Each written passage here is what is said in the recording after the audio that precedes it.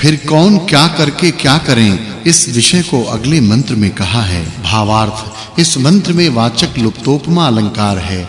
जो धर्मात्मा सज्जनों के प्रभाव को जानकर धर्माचरण करते हैं, वे दुष्टों को सिखला सकते हैं, अर्थात उनकी दुष्टता दूर होने की अच्छी शिक्षा दे सकते हैं। फिर प्रजा की रक्षा करने वाले क्या करें, इस विषय को अगले मंत्र में कहा है। भावार्थ, इस मंत्र में वाचक् लुप्तोपमा अलंकार है। जो मनुष्य प्रजा की रक्षा करने में अधिकार पाए हुए हैं, वे धर्म के साथ प्रजा पालने की इच्छा करते हुए उत्तम यत्नवान हों। फिर मनुष्य किससे क्या करें, इस विषय को अगले मंत्र में कहा है। भावार्थ, इस मंत्र में वाचक् लुप्तोपमा अलंकार है। जैसे सूर्य से प्रकट हुई प्रभात वेला से जागे हुए जन सूर्य के प्रकाश में अपने-अपने व्यवहारों का आरंभ करते हैं, वैसे विद्वानों से सुबोध किए हुए मनुष्य विशेष ज्ञान के प्रकाश में अपने-अपने कामों को करते हैं। जो दुष्टों की निवृत्ति और श्रेष्ठों की उत्तम सेवा व नवीन पढ़े हुए विद्वानों के निकट से विद्या ग्रहण करते हैं, वे चाहे हुए पदार्थों की प्राप्ति में सिद्ध होते हैं। फिर राजा और प्रजाजनों को किसको छोड़ क्या करना चाहिए, इस विषय को अगले मंत्र में कहा है। भावार्थ, इस मंत्र में उपमा अलंकार है। जो धार्मिक राजा और प्रजाजन हों, वे सब चतुराइयों से द्वेष वैर करने और पराया माल हरने वाले दुष्टों को मार धर्म के अनुकूल राज्य की शिक्षा और बेखटक मार्ग कर विद्या की वृद्धि करें।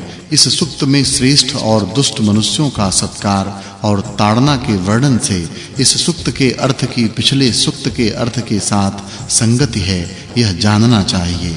यह 131वां सूक्त और 20वां वर्ग समाप्त हुआ। फिर युद्ध समय में सेनापति क्या करे, इस विषय को अगले मंत्र में कहा है।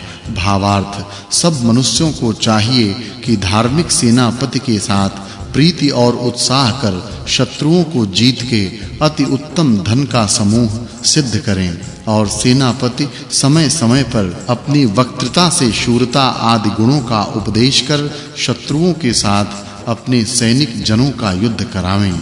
फिर उसी विषय को अगले मंत्र में कहा है। भावार्थ, इस मंत्र में उपमा और वाचक् लुप्तोपमा अलंकार है। जो सभापति सब शूर वीरों का अपने समान सत्कार करता है, वह शत्रुओं को जीतकर सबके लिए सुख दे सकता है। संग्राम में अपने पदार्थ औरों के लिए और औरों के अपने लिए करने चाहिए। ऐसे एक दूसरे में प्रीति के साथ विरोध छोड़ उत्तम जय प्राप्त करनी चाहिए।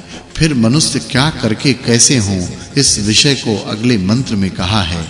भावार्थ, इस मंत्र में वाचक् लुप्तोपमा अलंकार है। जो सत्य गुणों में प्रीति करते हैं, वे विद्वान होते, और जो विद्वान हों, वे सूर्य के प्रकाश से सब पदार्थों को हाथ में आंवले के समान देख सकते हैं। फिर कौन चक्रवर्ती राज्य करने को योग्य होते हैं, इस विषय को अगले मंत्र में कहा है। भावार्थ, जिनके राज्य में दुष्ट वचन कहने वाले चोर और व्यभिचारी नहीं हैं, वे चक्रवर्ती राज्य करने को समर्थ होते हैं। फिर मनुष्य क्या करके क्या कर सकते हैं, इस विषय को अगले मंत्र में कहा है। भावार्थ, इस मंत्र में उपमा और वाचक् लुप्तोपमा अलंकार है। जो विद्वानों के संग और सेना में विद्याओं को पाकर पुरुषार्थ से परम ऐश्वर्य की उन्नति करते हैं, वे सब ज्ञानवान पुरुषों को सुखयुक्त कर सकते हैं। फिर सेना जन परस्पर कैसे वर्तें, इस विषय को अगले मंत्र में कहा है। भावार्थ, इस मंत्र में वाचक् लुप्तोपमा अलंकार है। सेना पुरुषों को, जो सेनापति आदि पुरुषों के शत्रु हैं, वे अपने भी शत्रु जानने चाहिए। शत्रुओं से परस्पर फूट को न प्राप्त हुए धार्मिक जन उन शत्रुओं को विदीर्ण कर प्रजाजनों की रक्षा करें। इस सूक्त में राजधर्म का वर्णन होने से इस सूक्त के अर्थ की पिछले सूक्त के अर्थ के साथ संगति है, यह जानना चाहिए। यह 132वां सूक्त और 21वां वर्ग समाप्त हुआ। अब 7 ऋचा वाले 137वें सूक्त का आरंभ है। उसके प्रथम मंत्र में कैसे स्थिर राज्य हो, इस विषय का उपदेश किया है। भावार्थ इस मंत्र में वाचक् लुप्तोपमा अलंकार है। सब मनुष्यों को यह निरंतर इच्छा करनी चाहिए कि सत्य व्यवहार से राज्य की उन्नति, पवित्रता, शत्रुओं की निवृत्ति और निर्वैर निशत्रु राज्य हो। फिर शत्रुजन कैसे मारने चाहिए, इस विषय को अगले मंत्र में कहा है। भावार्थ इस मंत्र में वाचक् लुप्तोपमा अलंकार है। जो अपने बल की उन्नति कर शत्रुओं के बल को छिन्न भिन्न कर उनको पैरों से दबाता है, वह राज्य करने के योग्य होता है। फिर शत्रुओं की सेना कैसे मारनी चाहिए, इस विषय को अगले मंत्र में कहा है। भावार्थ सेना वीरों को चाहिए कि शत्रुओं की सेनाओं को अतीव दुख से जाने योग्य गढ़ों आदि से युक्त स्थान में गिराकर मारे। भावार्थ मनुष्यों को चाहिए कि ऐसा बल बढ़ावे जिससे एक ही वीर 50 दुष्ट शत्रुओं को जीते और अपने बल की रक्षा करे। फिर राजजनों को क्या करके क्या बढ़ाना चाहिए, इस विषय को अगले मंत्र में कहा है। भावार्थ राजपुरुषों को चाहिए कि दुष्ट शत्रुओं को निर्मूल कर सब सज्जनों को निरंतर बढ़ावे। फिर उत्तम मनुष्यों को किसकी निवृत्ति कर क्या प्रचार करना चाहिए, इस विषय को अगले मंत्र में कहा है।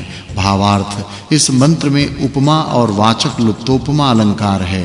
धार्मिक पुरुषों को नीचपन की निवृत्ति और उत्तमता का प्रचार कर प्रशंसित बल की उन्नति के लिए शूरवीर पुरुषों से प्रजाजनों की अच्छे प्रकार रक्षा कर 10 प्राण और एक जीव के 10 इंद्रियों के समान पुरुषार्थ कर यथा योग्य पदार्थों की वृद्धि प्राप्त करने योग्य है। फिर क्या करके और किसकी निवृत्ति कर मनुष्य समर्थ होते हैं, इस विषय को अगले मंत्र में कहा है।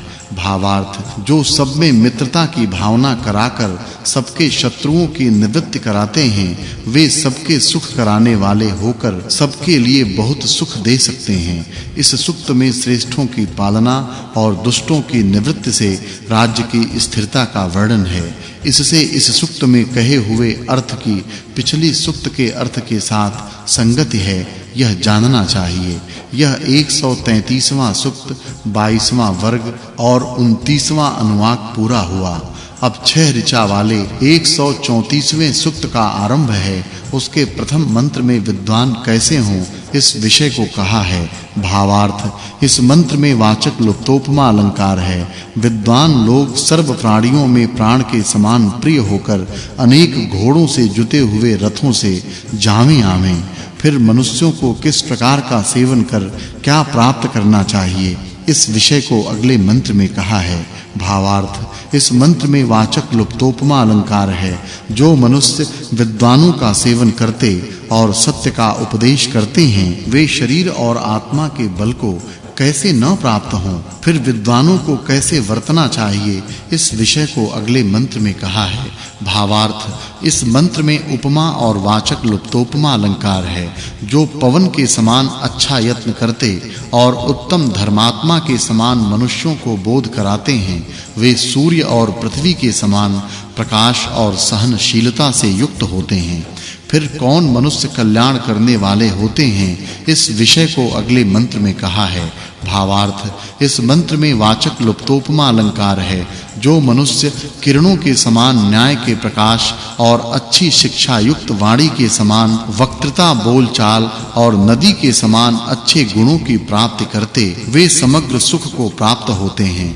फिर मनुष्य कैसे अपना वर्ताव वर्ते, इस विषय को अगले मंत्र में कहा है। भावार्थ मनुष्यों की योग्यता है कि जो जिनकी रक्षा करें उनकी